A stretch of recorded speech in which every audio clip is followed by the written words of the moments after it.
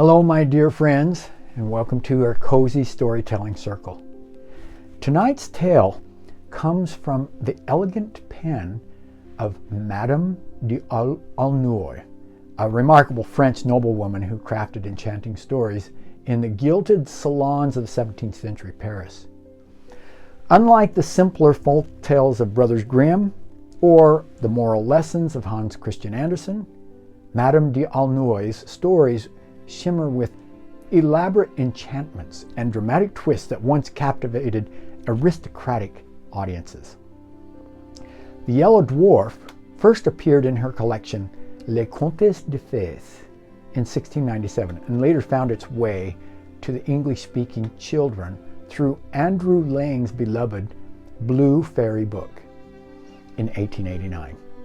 So pull your chairs closer to the glowing hearth, feel the warmth against your cheeks, let your imagination explore, and let's journey together to a kingdom where beauty, danger, and true love weave a tapestry of adventure.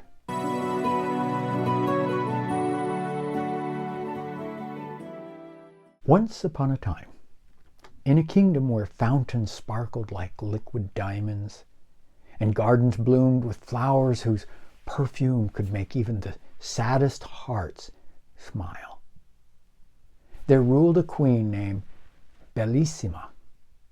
Her crown gleamed with precious gems, but none shone as brightly as her love for her daughter, Princess Allura. The princess was truly the kingdom's greatest treasure. Her laughter, like silver bells carried on summer breeze, her eyes reflecting the deep blue of mountain lakes.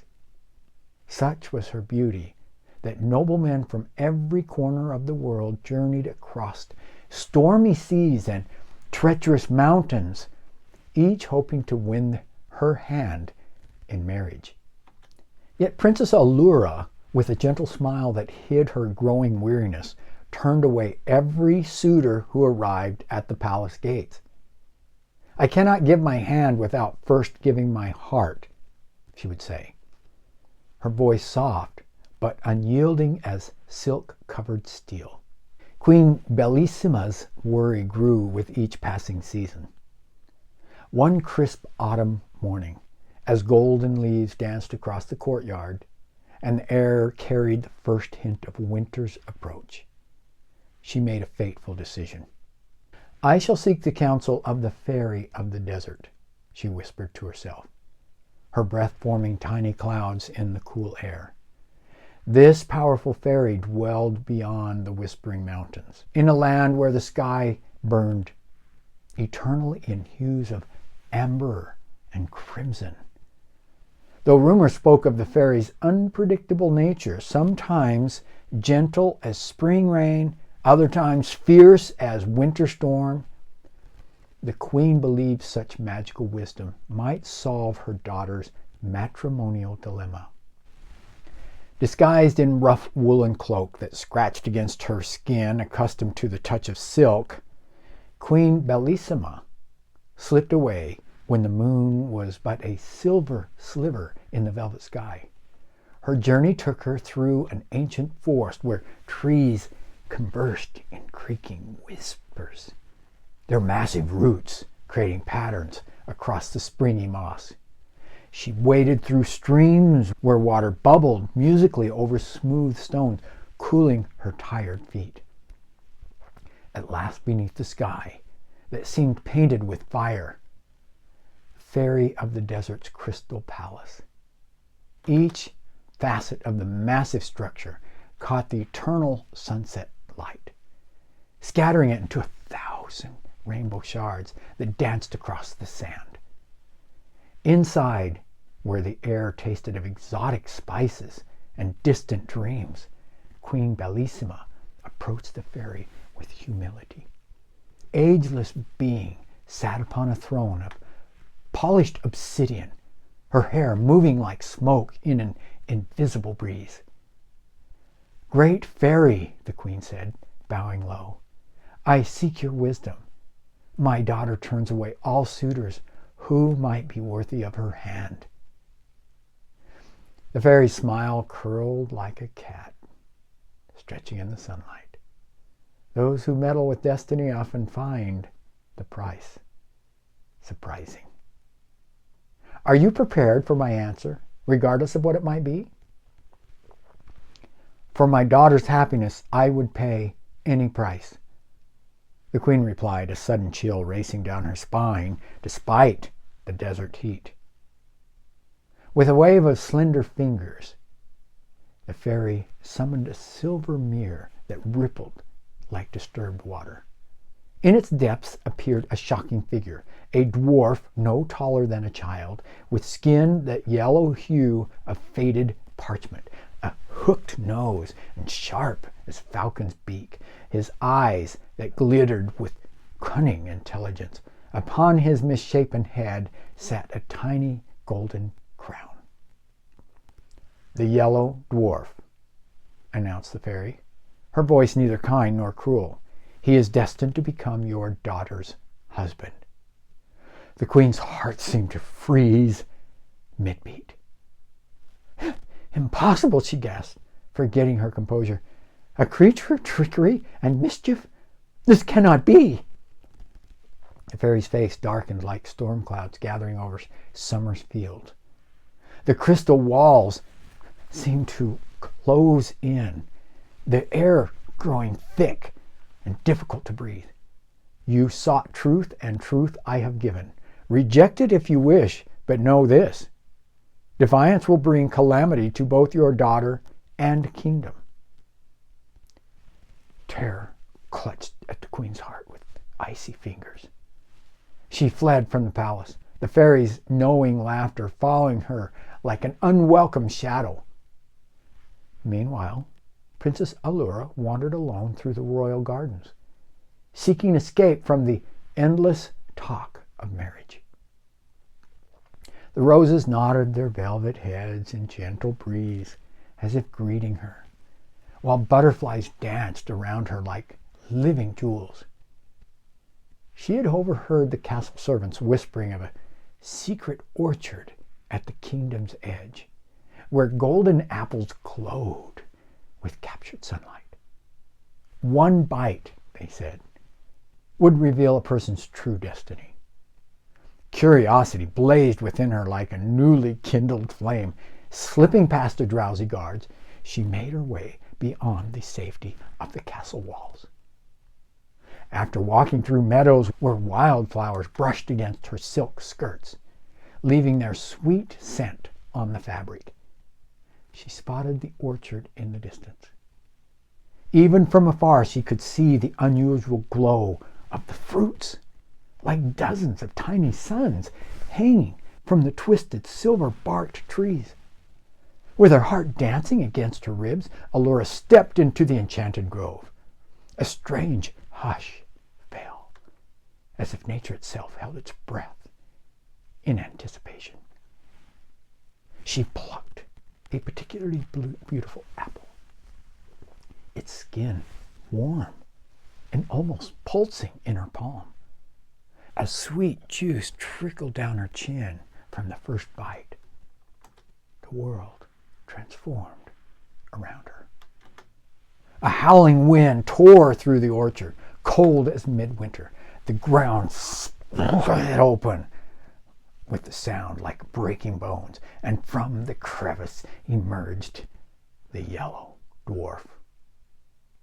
His fine velvet coat gleamed with golden embroidery, his crown glinting wickedly in the strange half-light, but his eyes, oh, his eyes, made Allura's blood run cold, for they held the calculating patience of a predator that has finally cornered its prey.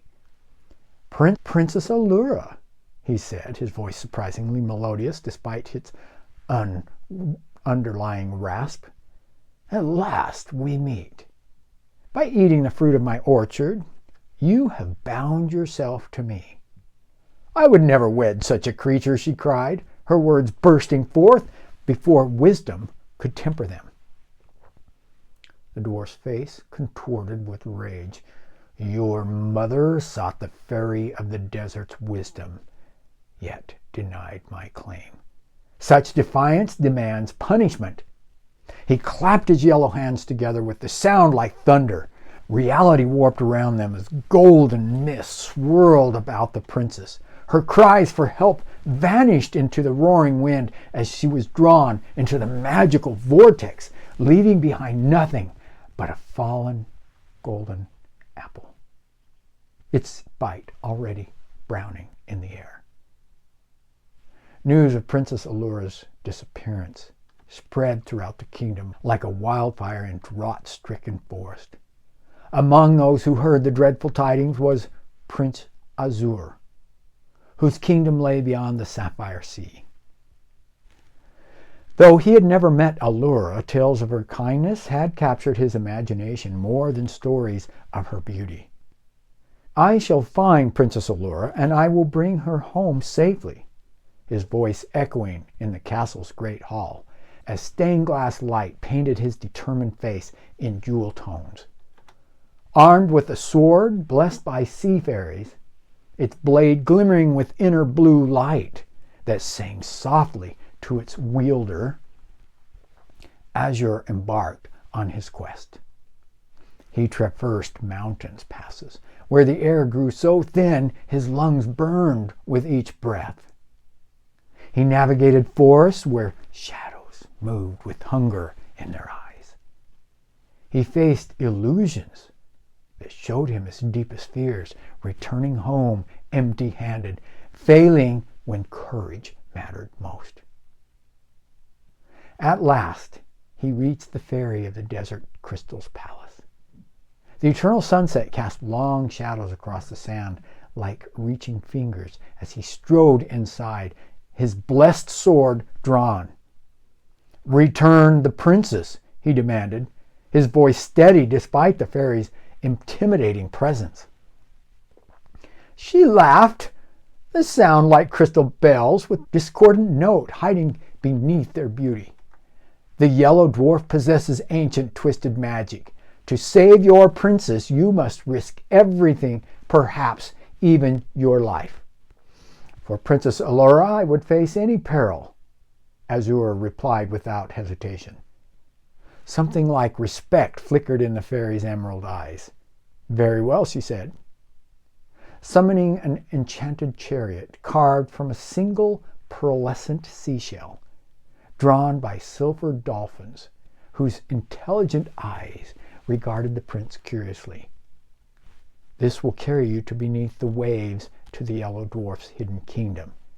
Remember, only the purest love and most steadfast courage can overcome his magic." Deep beneath the rolling waves, in a realm where sunlight filtered down in scattered golden spears, stood a palace of coral and crystal. Inside its grand hall, Princess Allura sat upon a throne of mother of pearl, her once bright spirit dimmed like a candle struggling against the wind.